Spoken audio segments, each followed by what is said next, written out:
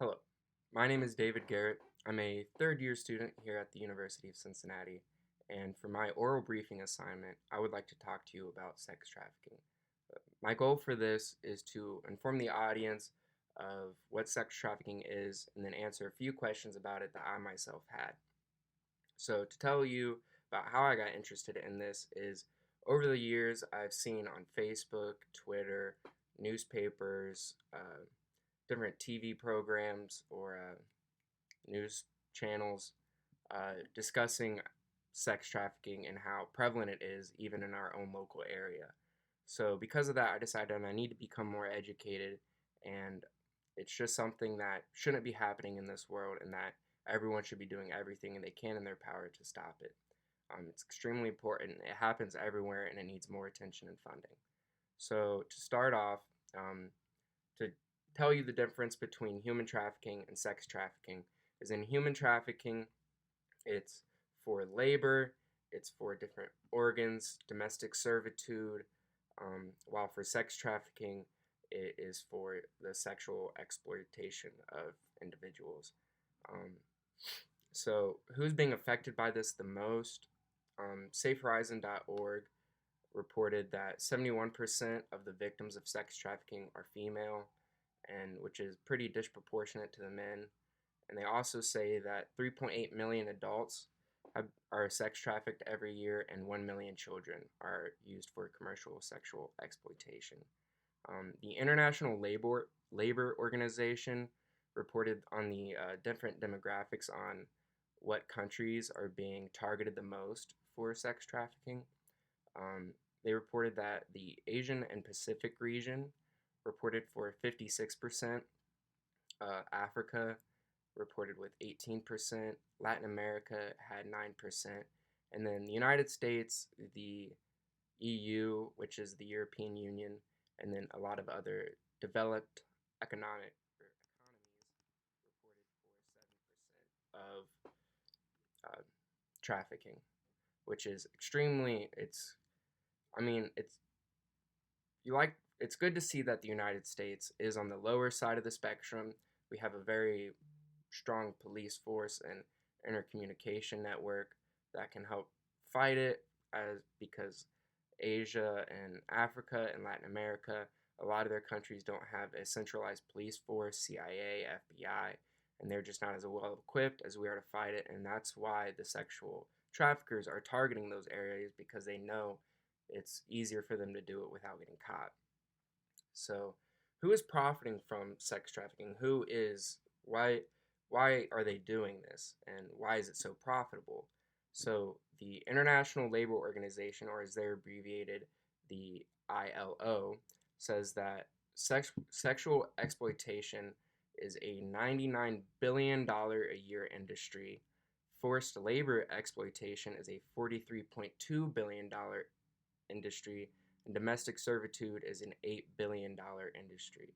There's a lot of money going into this from different horrible people around the world, and it just needs to stop. I mean, there's nothing else really to say, but luckily, there's a lot of things being done around the world in different capacities to stop this.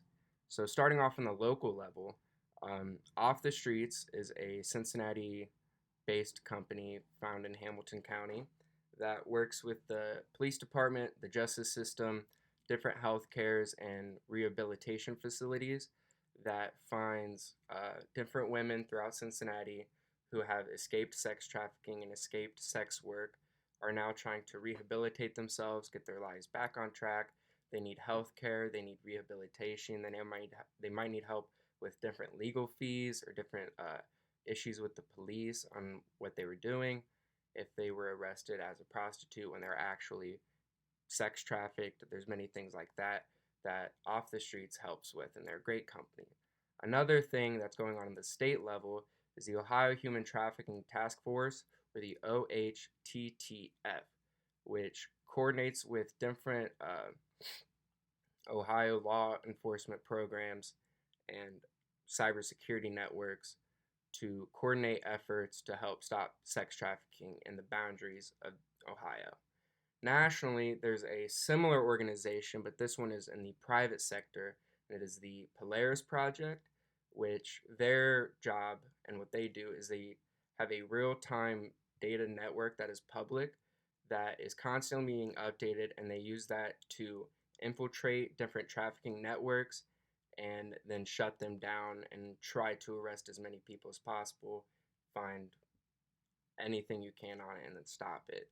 And they work with both the private and public sector. And then there are also a lot of celebrities that are doing their part in helping this issue.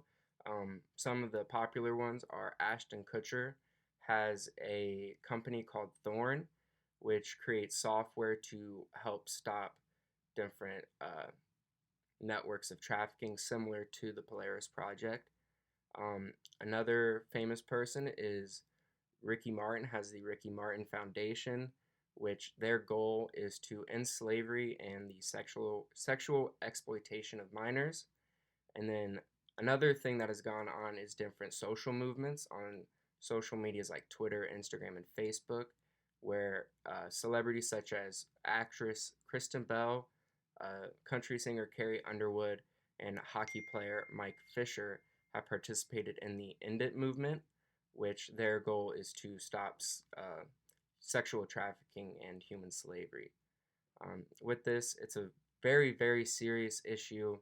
Um, you can't put enough attention and funding into this, and that if you ever see anything you deem suspicious, you ever see people confronting someone unwantedly with where it looks like there could be a situation developing, you need to step in, stop it, report it, do something, because this is too big of an issue to be continually happening that could be affecting who knows next in our families and our friend groups. All right, so thank you so much for listening to my video. It's been awesome. Thanks.